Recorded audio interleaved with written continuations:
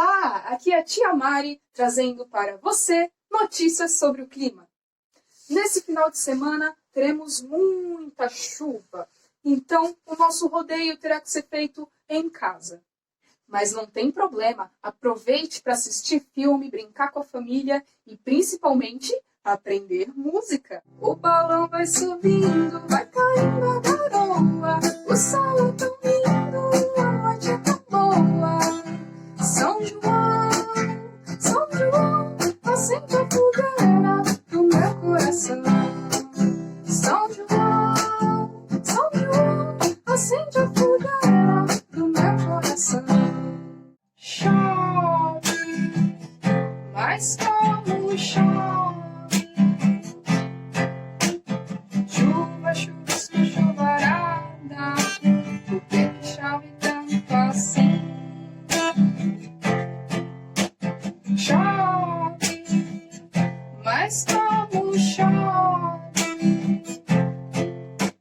Chuva, chuvisco, chuvarada. Por que chove tanto assim?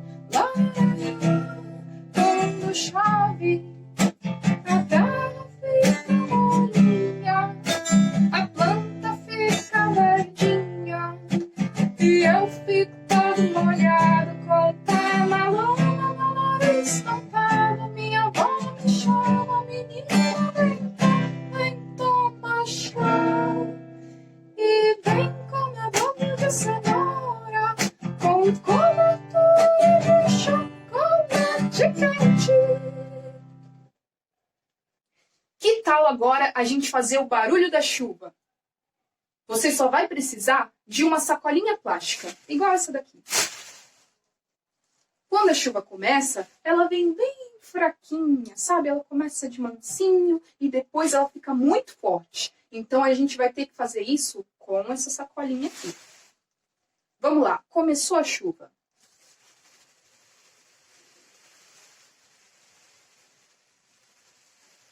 Agora vai ficar mais forte.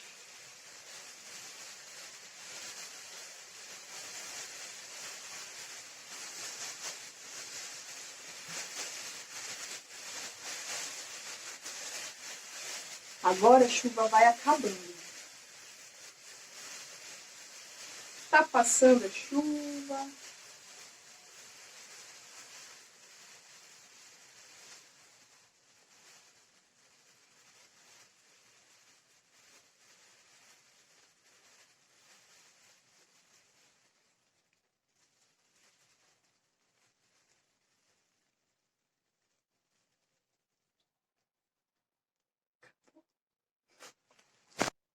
Essa foi a nossa aula. Espero que vocês tenham gostado e não desanimem, que logo logo a gente vai estar junto de novo, tá bom?